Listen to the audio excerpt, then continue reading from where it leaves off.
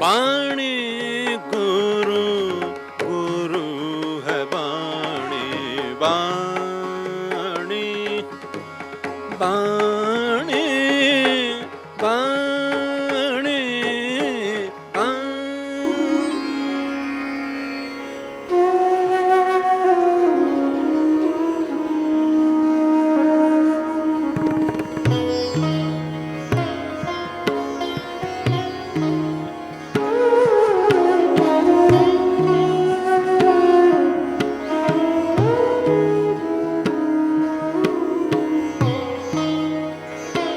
ਇੱਕ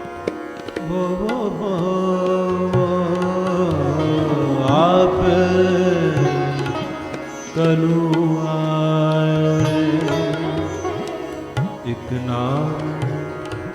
ਇੱਕ ਨਾਮ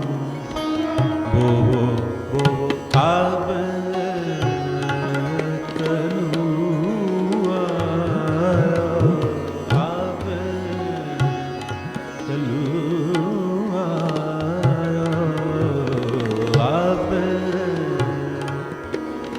कलू आयो आयो आयो अब कलू आयो रे। एक नाम बो नाम बो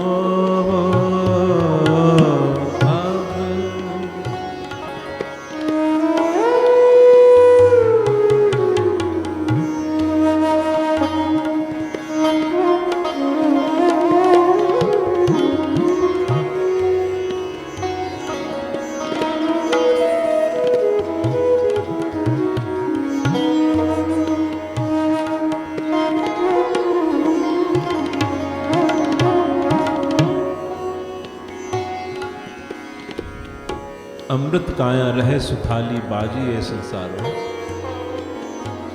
लब लो मुझ कूड़ कमावे बहुत उठावे पहारो। तू काया मैं रुंदी देखी जो धर ऊपर छारो। सुन सुन सुन सुन सिख हमारी, सुन सुन सिख हमारी। गुरु नानक देव जी महाराज जिथे नाम की महत्ता दसते हैं, नाल दी नाल ये भी बहुत इंपॉर्टेंट है कि उस क्लाइमेट नूं समझना, उस ऋतु नूं, उस मौसम नूं समझना कि इस भयंकर कलयुग के समय दे विच मनुखा जिंदगी दा की हशर हुंदा है। और ये जो समा है जिस दी बहुत तेज़ रफ्तार दे विच असी रुड़ते जा रहे हैं, वहंदे जा रहे हैं। ये समा किस तरह का है? तो पिछले एपीसोड्स दे विच एक विचार आरंभ हुई सी। उस के दौरान पिछले 2 एपीसोड जो सिर्फ गायन दे विच ही प्रमाणा दे नाल उस दी व्याख्या करने की कोशिश की थी, क्योंकि जिथे हिंदुस्तान दे इतने सदे हुए और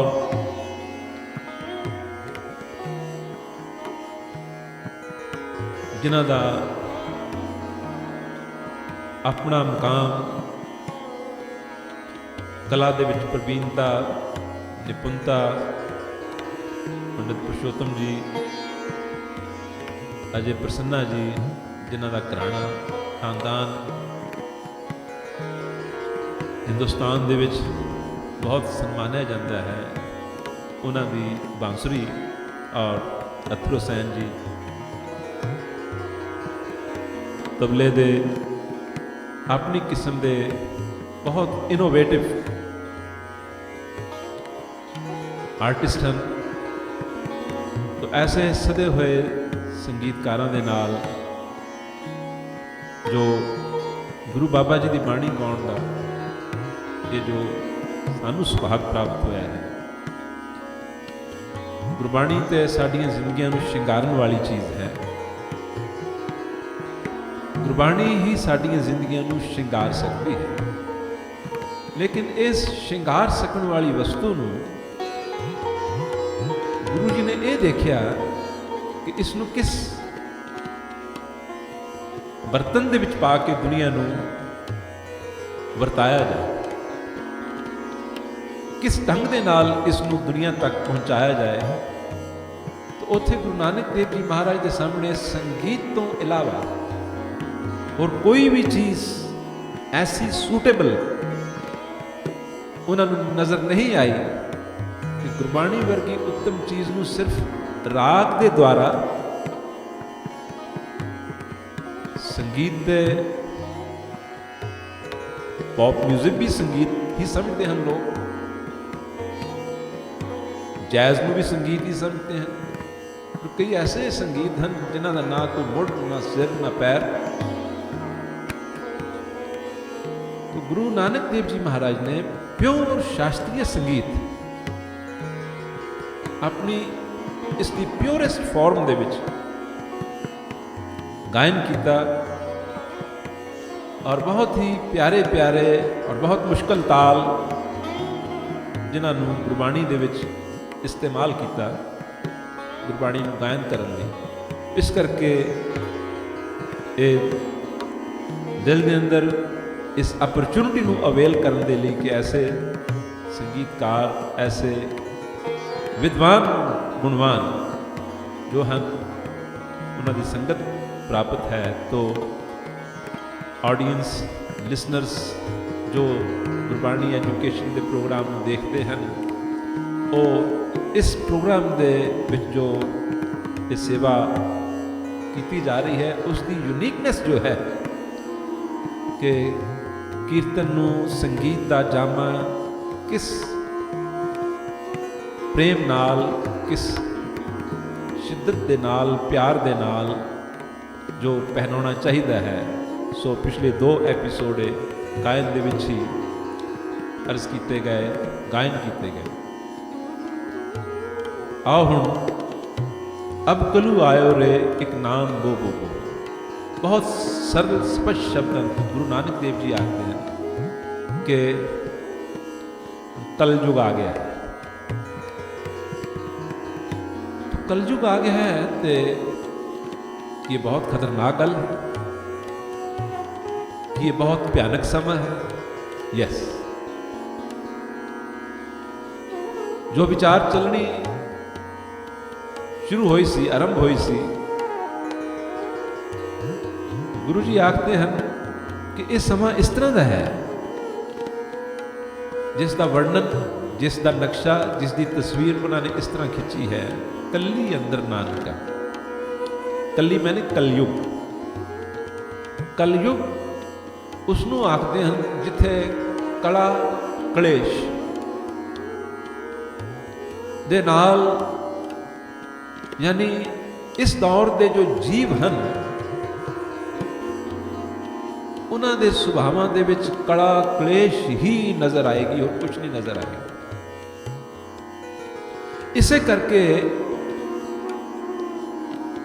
क्योंकि कलयुग का प्रभाव है, कलयुग के प्रभाव के विच जिथे कला कलेश होएगी, कला कलेश के पिछे जो मुख प्रवृत्ति होएगी जीवां दी, वो तृष्णा दी होएगी। तृष्णा का अर्थ यह होता है कि अंदर एक ऐसी हवस होती है, एक ऐसी अग बलती है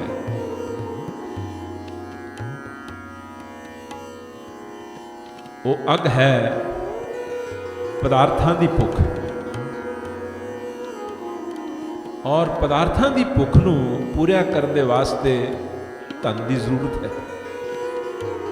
राज, माल, जोबन, राज, माल, जोबन ਇਹਨਾਂ ਤਿੰਨਾਂ ਦੇ ਪਿੱਛੇ ਹਵਸ ਹੈ ਪੈਸੇ ਦੀ, ਦੌਲਤ ਦੀ, ਧਨ ਦੀ। ਤਾਂ ਜਦੋਂ ਸਿਰਫ ਧਨ ਦੀ ਹੀ ਜੋ ਹੈ ਦੌੜ ਰਹਿ ਜਾਏ, ਧਨ ਦੇ ਵਾਸਤੇ ਹੀ ਜੀਵਨ ਜਿਹੜਾ ਹੈ ਉਹ ਰਹਿ ਜਾਏ, ਧਨ ਹੀ ਜ਼ਿੰਦਗੀ ਦਾ ਸਮਝ ਲਓ ਇਸ਼ਟ ਬਣ ਜਾਏ, ਧਨ ਹੀ ਜ਼ਿੰਦਗੀ ਦਾ ਧਰਮ ਬਣ ਜਾਏ, ਉਦੋਂ ਗੁਰੂ ਜੀ ਕਹਿੰਦੇ ਹਨ ਕਲਯੁਗ ਦੇ ਵਿੱਚ, ਇਸ ਸਮੇਂ ਦੇ ਵਿੱਚ ਜੀਵਾਂ ਦੇ ਮਨ ਦੀ ਜੋ ਹਾਲਤ ਹੈ, ਮਨ ਦੀ, ਕਲਯੁਗ ਦਾ ਅਰਥ ਇਹ ਨਹੀਂ ਕਿ ਇਹ ਕੋਈ ਬਾਹਰ ਪ੍ਰਕਿਰਤੀ ਦੇ ਵਿੱਚ ਜਾਂ ਪਲੈਨਟ ਅਰਥ ਦੇ ਵਿੱਚ ਕੋਈ ਚੇਂਜ ਆਈ ਹੈ ਔਰ ਉਸ ਚੇਂਜ ਦੇ ਕਾਰਨ ਕਲਯੁਗ ਆਇਆ। ਕਲਯੁਗ ਦਾ ਅਰਥ ਇਹ ਨਹੀਂ ਕਿ ਸੂਰਜ ਦੇ ਵਿੱਚ ਕੋਈ ਤਬਦੀਲੀ ਆਈ ਜਾਂ ਚੰਦਰਮਾ ਦੇ ਵਿੱਚ ਕੋਈ ਤਬਦੀਲੀ ਆਈ ਜਾਂ ਧਰਤੀ ਦੇ ਵਿੱਚ ਕੋਈ ਤਬਦੀਲੀ ਆਈ।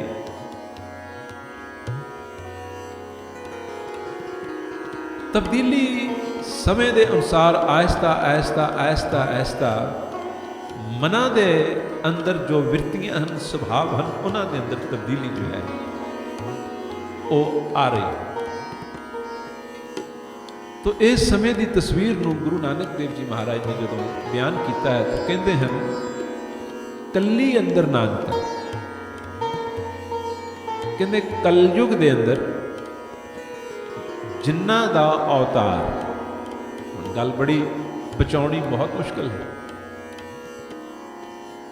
ਇਹੀ ਕਾਰਨ ਹੋਏਗਾ ਕਿ ਉਸ ਵਕਤ ਵੀ ਗੁਰੂ ਨਾਨਕ ਦੇਵ ਜੀ ਮਹਾਰਾਜ ਜਦੋਂ ਆਏ, ਵੈਸੇ ਤੇ ਕੋਈ ਵੀ ਪੈਗੰਬਰ ਆਏ, ਕੋਈ ਵੀ ਰਹਿਬਰ ਆਏ, ਕੋਈ ਵੀ ਅਵਤਾਰ ਆਏ,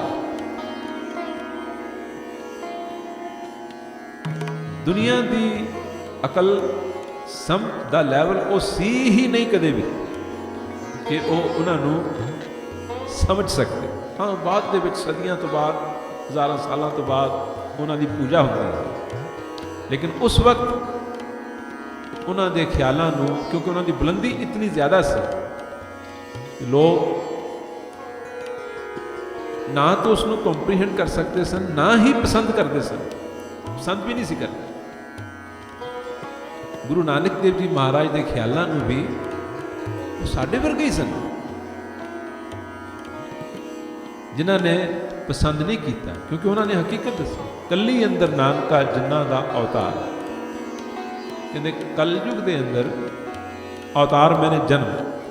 ਕਹਿੰਦੇ ਜਿਸ ਤਰ੍ਹਾਂ ਦੇ ਮਨੁੱਖ, ਜਿਸ ਤਰ੍ਹਾਂ ਦੇ ਅਜੀਬ ਇਨਸਾਨ ਜਨਮ ਲੈਣਗੇ, ਕਹਿੰਦੇ ਉਹ ਭੂਤਾਂ ਵਰਗੇ ਹੋਣ, ਭੂਤਾਂ ਪ੍ਰੇਤਾਂ ਵਰਗੇ ਹੋਣ।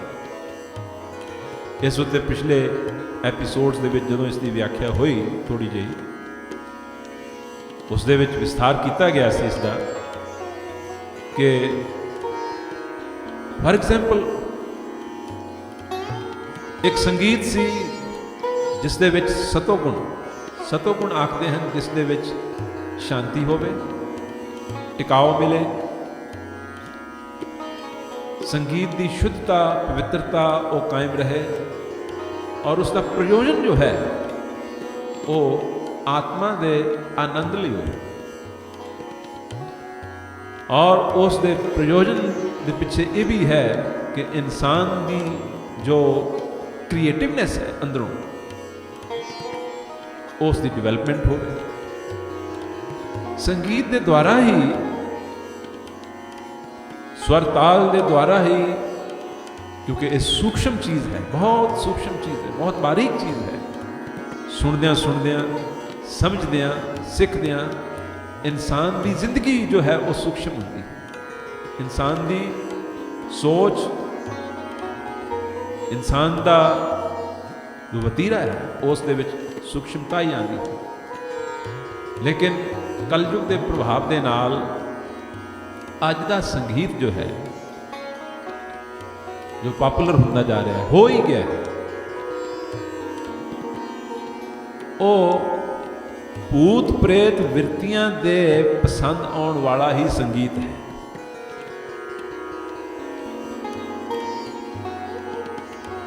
रज के शोर शराबा होवे, ਟਿਕਾਓ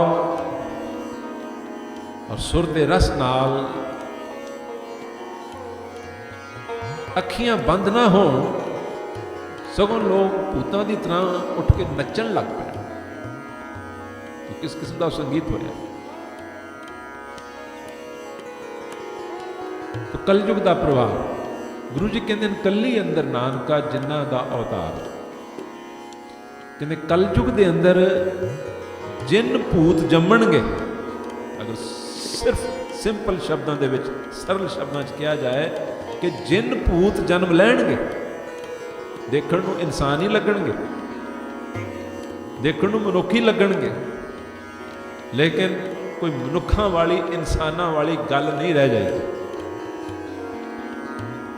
देखण नूं इंसान ही लगणगे, लेकिन रज के बेअदब, रज के बेरहम, रज के कठोर, रज के मैनिपुलेटिव, रज के छलिया कनिंग, चलाक, चंचल और जिन्हां दी जिंदगी चों पवित्रता, शुद्धता अते सुच, ये सब कुछ गायब हो जाए। सत्संग, साधु महात्मावां दा प्यार, फकीरां दी सोहबत, जिन्हां नूं पता ही नहीं होएगा कि ये चीज़ां भी कदे मनुखी जिंदगी दे विच सन। गुरबाणी दे विच एक बचन आउंदा है ना, होए पैखाक फकीर मुसाफिर। कहंदे ऐ मुसाफिर, मुसाफिर कौन है? साड़ी रूह, ये मुसाफिर। और ये रूह दा सफर जो है, ये उस प्रभु परमात्मा दे विच लीन होने की तरफ नूं जाण वाला सफर। कहते ऐ मुसाफिर, ऐ पांधी नसीहतां दी नसीहत, उपदेशां दा उपदेश, सिक्ख्यावां दी सिक्ख्या, सुमत आए से ना बचन, सुमत ज्ञान ध्यान जिन दे, सारी दी सारी सुमत इक्को गल दे विच आ जांदी। सुमत, अच्छी मत, उत्तम मत, कहते सारी दी सारी सुमत इक्को गल दे विच आ जाती है। अकलमंदी इक्को गल दे विच आ जाती है। किहड़ी गल दे विच? होए पैखाक फकीर, कहते फकीरां दे पैरां दी खाक बन जाए। फकीरां दे पैरां दी खाक बन जाए। ये ते इस्लाम दे विच पैदा होए, रूहानी दुनिया दे रोशन मुनारे फरीद साहब जी का वचन है, बाबा फरीद जी का। वो कहते हैं होए पैखाक फकीर मुसाफिर। ये दरवेश कबूल दरा, दरवेश के वास्ते, दरवेश उर्दू च आख्या है, हिंदी पंजाबी दे विच असीं भगत आखांगे, जन आखांगे, अंग्रेजी च उसनूं डिवोटी आखांगे, ਜਾਂ पुजारी आखांगे। पुजारी दरवेश, कहते ऐ दरवेश प्रभु दे दर दे उत्ते कबूल होण दा सिर्फ यही एक रस्ता है। प्रभु दे दर ते मकबूल होण दा, कबूल होण दा अगर कोई राह है तो सिर्फ एक ही राह है कि तू फकीरां दे पैरां दी खाक बन। अज ये अगर असीं ध्यान नाल गौर नाल देखिए, स्कूल कॉलेजेस यूनिवर्सिटीज़ दे विच जिहड़ी हुण जनरेशन पढ़ रही है, शायद ਇਹਨਾਂ ਦੇ ਜੀਵਨ ਭਰ ਦੇ ਵਿੱਚ ਇਹਨਾਂ ਨੂੰ ਇਤਨੀ ਗੱਲ ਕਦੇ ਸੁਣਨ ਨੂੰ ਵੀ ਨਾ ਮਿਲੇ। ਪੈਰਾਂ ਦੀ ਖਾਕ ਬਣਨਾ ਤੇ ਬਹੁਤ ਦੂਰ ਦੀ ਗੱਲ ਹੈ, ਪੈਰਾਂ ਦੀ ਖਾਕ ਬਣਨਾ ਤੇ ਬਹੁਤ ਦੂਰ ਦੀ ਗੱਲ ਹੈ। ਕੋਈ ਸਾਡੇ ਦੇਸ਼ ਦੀ ਸੰਸਕ੍ਰਿਤੀ ਦੇ ਵਿੱਚ ਐਸਾ ਸਮਾਂ ਸੀ ਜਦੋਂ ਹਰ ਵਿਦਿਆ ਹੀ ਪੈਰਾਂ ਦੀ ਖਾਕ ਬਣ ਕੇ ਹੀ ਸਿੱਖੀ ਜਾਂਦੀ ਸੀ। ਕੋਈ ਵੀ ਵਿਦਿਆ, ਚਾਹੇ ਉਹ ਹਿਕਮਤ ਹੈ, ਚਾਹੇ ਉਹ ਸੰਗੀਤ ਹੈ, ਚਾਹੇ ਉਹ ਵੈਦਿਕ ਹੈ, ਚਾਹੇ ਉਹ ਇਮਾਰਤ ਦਾ ਕੰਮ ਹੈ, ਚਾਹੇ ਉਹ ਸੰਗ ਤਰਾਸ਼ੀ ਦਾ ਕੰਮ ਹੈ, ਜਿਤਨੀਆਂ ਵੀ ਵਿਦਿਆਵਾਂ ਸਨ, ਚਾਹੇ ਲੱਕੜੀ ਦਾ ਕੰਮ ਹੈ, ਚਾਹੇ ਪੱਥਰ ਦਾ ਕੰਮ ਹੈ, ਚਾਹੇ ਲੋਹੇ ਦਾ ਕੰਮ ਹੈ, ਇਹਨਾਂ ਵਿਦਿਆਵਾਂ ਨੂੰ ਸਿੱਖਣ ਲਈ ਕੋਈ ਉਸਤਾਦ ਧਾਰਨ ਕਰਨਾ ਪੈਂਦਾ ਸੀ। ਅੱਜ ਕੱਲ੍ਹ ਤੇ ਲੋਕ ਇੰਟਰਨੈਟ ਤੋਂ ਹੀ ਰਾਗ ਸਿੱਖਦੇ ਹਨ, ਇੰਟਰਨੈਟ ਤੋਂ ਹੀ ਤਬਲਾ ਸਿੱਖਦੇ ਹਨ, ਪਰੰਤੂ ਜੋ ਉਸਤਾਦ ਨੇ ਕਲਾ ਵੀ ਸਿਖਾਉਣੀ ਹੈ ਔਰ ਜ਼ਿੰਦਗੀ ਨੂੰ, ਇਸ ਦੇ ਆਚਰਣ ਨੂੰ ਵੀ ਕੱਢਣਾ ਹੈ, ਉਹ ਕਿੱਥੋਂ ਆਏਗਾ? ਉਹ ਨਿਮਰਤਾ ਕਿੱਥੋਂ ਆਏਗੀ? ਉਹ ਹੰਬਲਨੈਸ ਕਿੱਥੋਂ ਆਏਗੀ? ਉਹ ਝੁਕਣਾ ਕਿੱਥੋਂ ਆਏਗਾ? ਜਿਸ ਜੀਵਨ 'ਚ ਝੁਕਣਾ ਨਹੀਂ ਆਉਂਦਾ, ਝੁਕਣਾ ਕਿਸ ਦੇ ਸਾਹਮਣੇ? ਵੈਸੇ ਤੇ ਕਾਰਪੋਰੇਟ ਵਰਲਡ ਦੇ ਵਿੱਚ ਬੌਸ ਦੇ ਸਾਹਮਣੇ ਸਾਰੇ ਝੁਕਦੇ ਹਨ, ਪਰ ਅੰਦਰੋਂ ਗਾਲਾਂ ਕੱਢਦੇ ਹਨ। ਬੌਸ ਦੇ ਸਾਹਮਣੇ ਚੂ ਨਹੀਂ ਕਰ ਸਕਦੇ, ਲੇਕਿਨ ਕੀ ਉਸ ਦਾ ਕੋਈ ਦਿਲ ਦੇ ਵਿੱਚ ਵੀ ਅਦਬ ਹੈ? ਕਿ ਜਾਨਵਰ ਜਿਤਨਾ ਵੀ ਅਦਬ ਨਹੀਂ, ਇਹ ਹਕੀਕਤ।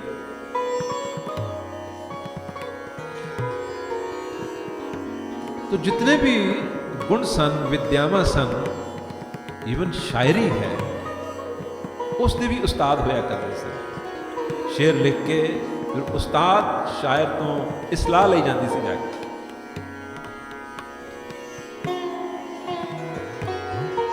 और उस्ताद दी खिदमत, उसकी सेवा,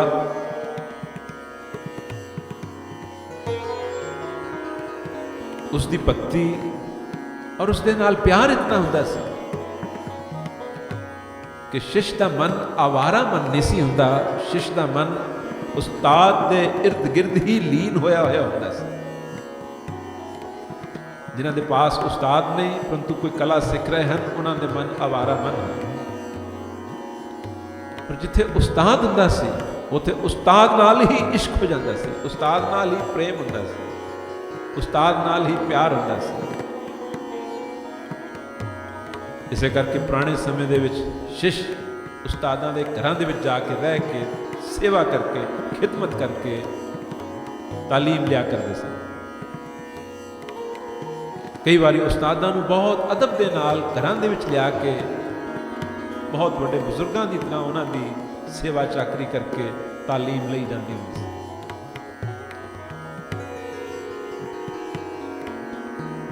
तो बाबा फरीद जी का बचन चल रहा सी, कहते हैं